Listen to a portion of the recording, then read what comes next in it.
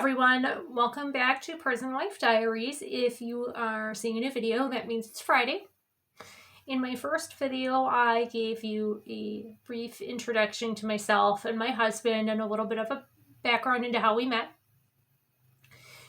Today, before getting into why we decided to get married, would only seem natural for me to discuss why my husband is incarcerated. However, I really don't feel comfortable getting into the details of his crime. So we'll just suffice it to say that when he was a young man, he made some very stupid decisions that he's now paying a price for. So one of the main reasons that we did decide to go forward with getting married now, upon his release, we were to wait. I would be subject to going through an approval process with his parole officer to even be involved with him, meaning they would do a background check and make a decision on to whether or not they thought I would be a risk to him or to his rehabilitation. And I really don't think that's fair. I know you're probably sitting there thinking, well, he did the crime, he should be prepared for the consequences. My husband is already 17 years into a 22-year sentence. Upon his release, he will have many years of extended supervision, probably for the rest of his natural life. He's already paying his debt to society. He's a grown man of sound mind and should not have anybody telling him who he can or cannot marry. So that was one of the main reasons.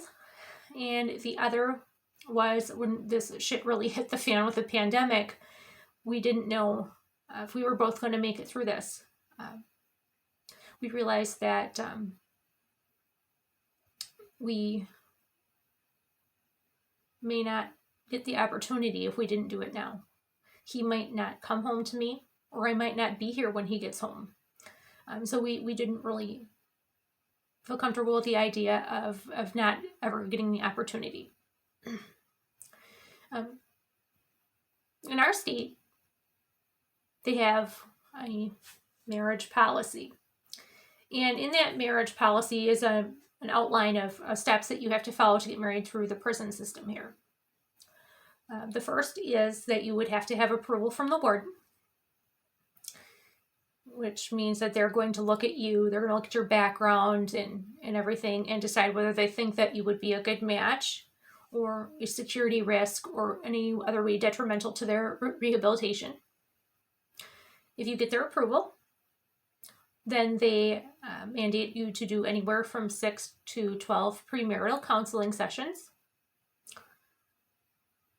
So not only do you have to have these counseling sessions, that you yourself are responsible for finding somebody to do them, a counselor or therapist that is approved by the prison.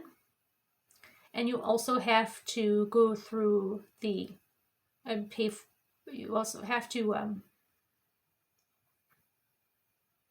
pay them for their time and their travel.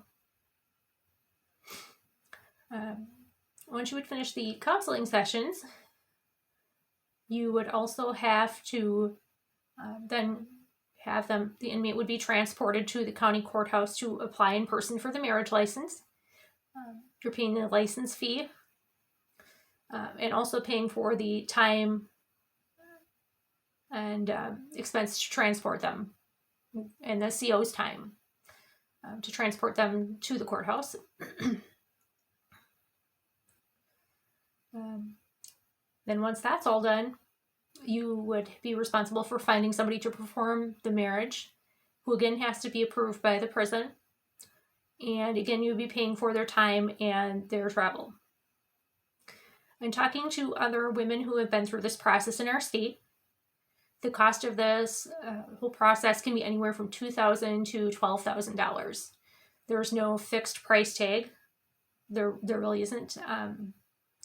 And all these hoops that they make you jump through, in addition to that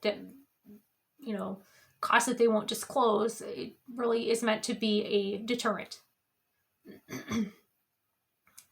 So, getting into the how, when I was looking at options into getting married, one of my friends in our online support group sent me a link to a YouTube video detailing proxy marriage. Watched this video and started looking into it, and this seemed like it would be the best option for us. I got in contact with Your Magical Day, which is a proxy marriage service in Kansas City, Kansas, run by Reverend Natalie Remington. The process of proxy marriage is pretty straightforward. And a proxy marriage is a marriage from which one party cannot be physically present for the ceremony. So the first thing that you would need to do is to have a power of attorney form over your spouse. That way you can sign their name on the documents. They would have to send in an affidavit that they have signed that says that the reason that they do in fact want to get married and the reason they are unable to be there in person.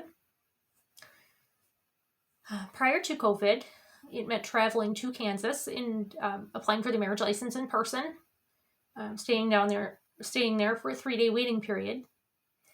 And then once you're able to pick up the marriage license, going over to Reverend Natalie's chapel and having the ceremony performed.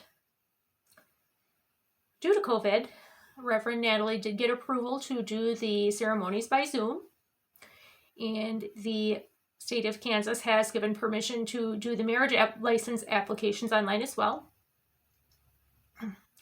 So no travel involved.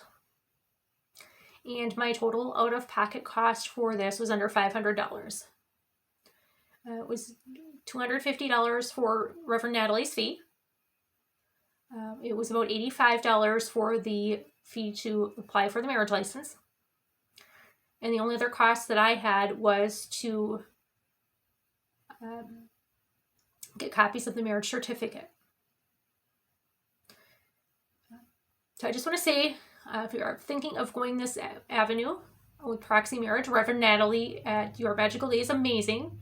She was responsive to every single email that I sent to her. She answered all my questions, no matter how silly they were. And she's an amazing person because she really just wants to see people be happy. Without her, this would not have been possible. Now, proxy marriage is a wonderful thing, and I'm so glad that we had the opportunity to go through it, but it's not for everybody. Just like any other marriage, you should not just jump into it. You should,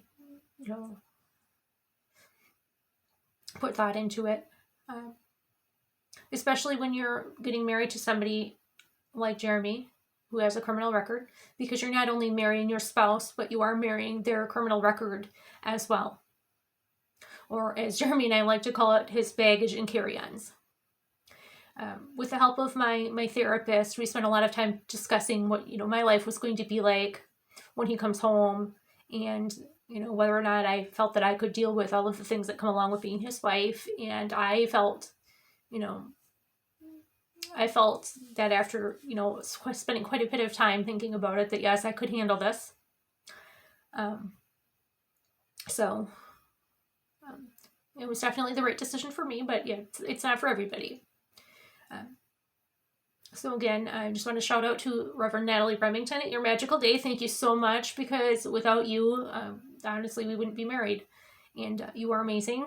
And we really just appreciate the service that you offer, because it's one of a kind.